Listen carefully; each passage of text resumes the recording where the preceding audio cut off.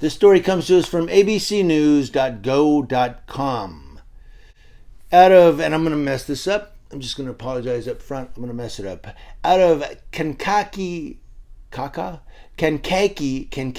Illinois, a prosecutor said Monday he'll ask the Justice Department to review the case of two people charged in the shootings of two police officers at a northern Illinois hotel with the intention of pursuing a federal death penalty charge. Now, Illinois is not a death penalty state, but the U.S. Attorney General can authorize the filing of a petition to seek the death penalty in federal murder cases under certain circumstances.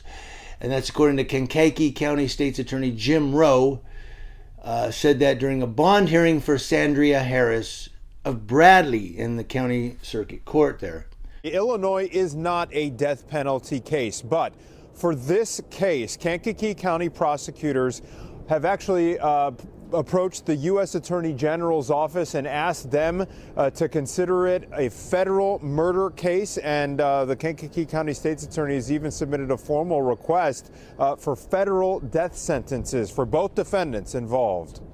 Now, Jim Rowe was quoted as saying, I will be submitting an official request to the U.S. Attorney General to review the first-degree murder case pending against Darius Sullivan and Sandria Harris for federal murder charges and pursue a federal sentence of death against both defendants, Rowe told the court before the judge denied bond.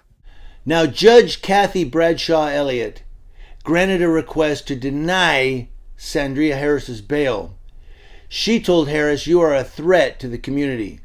During a bond hearing today for 26-year-old Sandria Harris, the Kankakee County State's Attorney said body cam footage from 49-year-old deceased officer Marlene Ritmanick recorded her pleading with 25-year-old Darius Sullivan not to shoot her.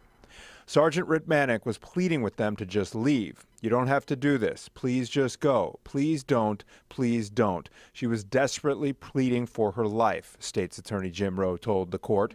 Rowe went on to say Harris played a huge role in Ritmanick's death, having blocked her and her partner, 27-year-old Tyler Bailey, from entering their hotel room and disarming Ritmanick after she'd been shot one time. Sullivan fired the shots which killed her and critically wounded Bailey, but Rowe said Harris helped Sullivan cock his gun and helped disarm Ritmanick. Ritmanick's partner, Tyler Bailey, is critically wounded. He is right now fighting for his life in the hospital. A GoFundMe fundraiser for Bailey has already raised more than $73,000.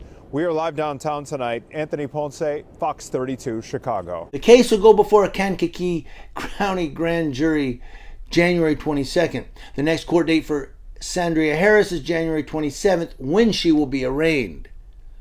In Wabash, Indiana, meanwhile, Sullivan is fighting extradition to Illinois. Rowe said he will start the process of asking Indiana's governor to sign a warrant to have Sullivan extradited to the Illinois county. So basically, these two youngsters are facing not only life, but if the petition goes through, a federal death penalty for the murder of one officer and the serious attempted murder of a second officer. And what gets me now is he made it back to Indiana, and then they have to extradite him over to Illinois. I don't know. I have to look at that again. I mean, I know what extradition is. Usually, you extradite somebody from Mexico or Canada, but from Indiana to Illinois, I thought maybe the FBI could just get involved since he did cross state lines and just pick him up. Maybe that's why they're looking for the federal death penalty, because he crossed the state line. I don't know. What do you all think? Let me know.